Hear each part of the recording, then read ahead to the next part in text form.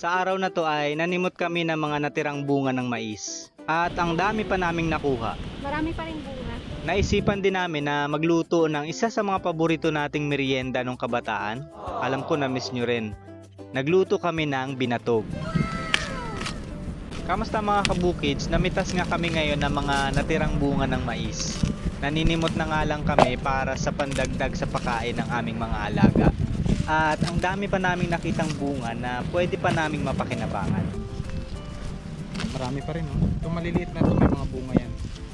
May mga laman yan. Ito kasi mga bunga ng mais namin na natitira dito sa puno ay kinakain na ng langgam at ng bukbok, kaya uubusin na namin. Dito kasi marami pa kami mga hindi napipitas. Marami pa ngayong mga bunga na hindi namin napitas nung nakaraang namitas kami dahil maliliit pa sila at mga bubot pa. Nalimutan na rin namin at napabayaan, kaya ngayong pagbalik namin, malalaki na rin naman at pwede nang mapakinabangan. Marami pa rin bunga. Yun, yung iba oh, natumba na. Hindi na napansin.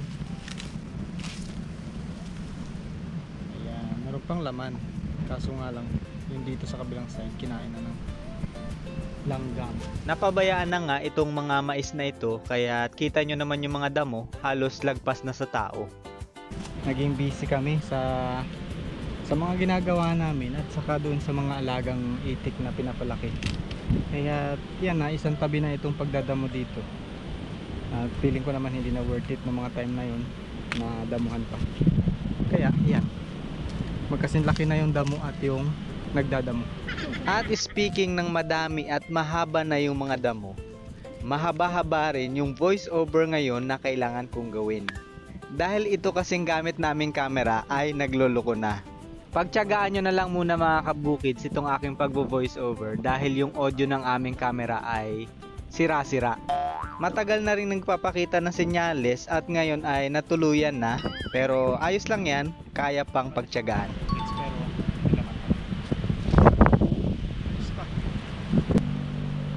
Okay pa to. Oh, wow, ganda ng kulay, puti. Ayan mga kabukids ang aming mga nasimot. Ang dami pa pala nun. Busog pa si Ate Jinky. Busog pa kami ng mga itik. Napuno pa nga namin yung isang basket at may sobra pa, kaya't naisip namin na pilian ng maayos pa para lutuing pang merienda. Medyo matagal-tagal na rin nung huli ako nakatikim ng binatog mga kabukids. Sa totoo lang hindi ko na matandaan kung kailan yung huling beses. Ang pagkakaalam ko nung high school pa. Nakakamiss din talaga no na makatikim ulit ng mga pagkain na kinamulatan natin noon. At alam ko marami rin sa inyo mga kabukids ang matagal na mula nung huling makatikim ng binatog. Ito yung aming napilian na ano siya, panat na. So yan lang yung mapupunta sa mga alaga. Ayan, mga panat.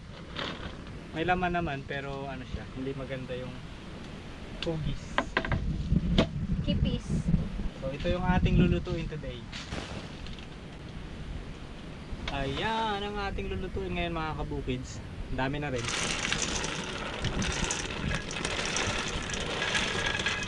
Yun, merong nyug. At ayan, dumating na naman yung parang malakas na ulan na sakit ng audio ng aming camera. Kaya kailangan ko na naman mag voice over malala. Habang pinakukuluan yung mais, pumunta muna ako dyan sa may puno ng nyog para kumuha sana ng bunga na pwedeng kayurin. Ang balak kong kunin ay yung magulang na bunga pero hindi pa tuluyang natutuyo. Bengal na nyog kung tawagin dito sa amin. Yun naman talaga kasi ang inihahalo sa binatog. Pagdating ko nga dyan ay marami akong nakita ng mga nalaglag na tuyong niyog. Kaya sa umakyat pa ako, inisip ko yung safety dahil madulas at naalala ko, tinatamad na nga pala ako. Kaya namulot na lang ako. Maraming nalaglag ngayon na tuyong niyog. Kasi kagabi lakas ng hangin. Ayan. Dapat aakit ako ngayon eh. Yun pala, meron na. Mag-aabang na lang ako ng malakas na hangin para hindi na ako mahirapan na umakyat pa.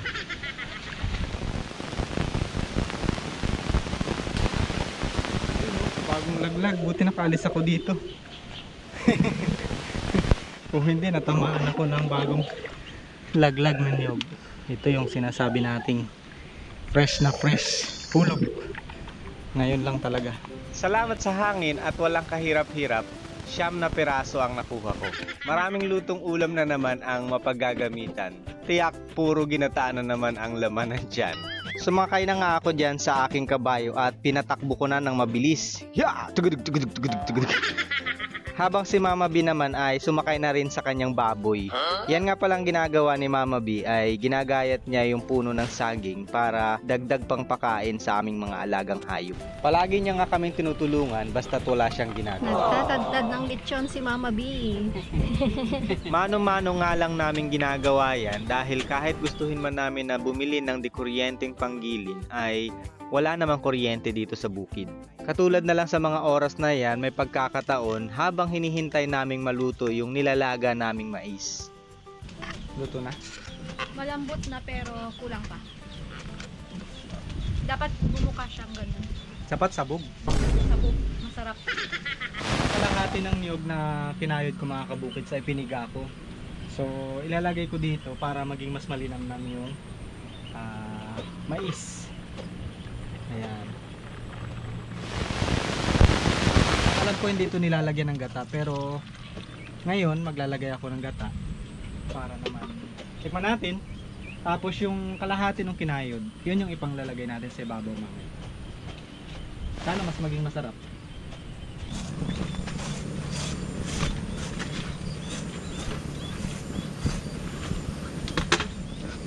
Ayan mga kabukids, okay na yung ating merienda. Hindi, yung ating pakain sa mga alaga. Ay, salamat. Tapos Tapos na. Madami tayong hahaluin. Ito yung mga kaninang mga mais na panat.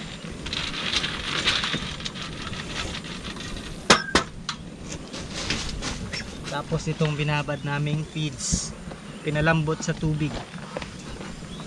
Dax, mamaya na. Excited ah. Hindi na makapag-antay si Dax. Si Dax, si Pat, si Lucky, mga makukulit. Ayun pa yung sapalo sa likod mo. At ito yung sapal na pinagpigaan. Ayan, minekos-mekos ko na nga muna dyan yung mga pagkain ng aking mga alaga dahil mas nauna pa silang nagutom sa amin. Habang minimix ko pa nga lang yung pagkain nila ay meron ng makukulit. Yung aming 3 pato na sina Dax, Pats at Lucky talagang nangangalabit na, merong nagnanakaw, merong nanunuka, hindi na makapaghintay. Kalabit ka pa dyan ha. Pats. Nangangalabit si Pats. Sino yung nagnanakaw dyan? Ayun, si May Lucky. nagnanakaw ah. May nagnanakaw na ah. Ma, ikaw, party mo, kunin mo na. Party mo, kunin mo na yung party mo.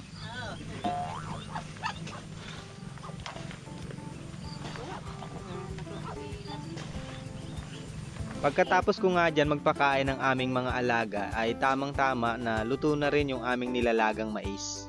Hindi nga lang ito naging katulad ng mga nabibili natin noon na putok na putok yung bawat butil ng mais. Hindi kasi talaga ito yung klase ng mais na ginagawang binatog.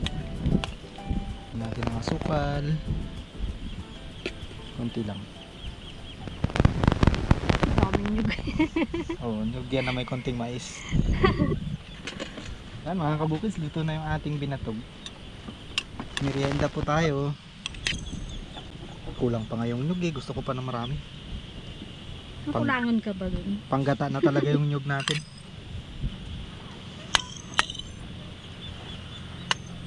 Diba usually ang ginagamit dito mga kabukids, yung nyug ay ano pa lang, yung bungol ba, yung bago pa maging panggata. Eh tayo, panggata na to. Pero masarap yan. Anli sa nyug ah. Ang dami tayong nyug. Asukal ma, meron na yan? meron na. Ah, Masarap, tama lang ang asukal. Pag sobrang tamis, nakakaumay. Dito ako nahulog sa hagdan noon, nung nasa Bulacan ako. Kasi itong tinutuluyan ko, sabi niya, gusto mong bumili ng binatog. Ang kinukwento nga dyan ni Mama B, mga kabukids, ay yung naging karanasan niya noon sa Bulacan nung first time niyang makabili ng binatog.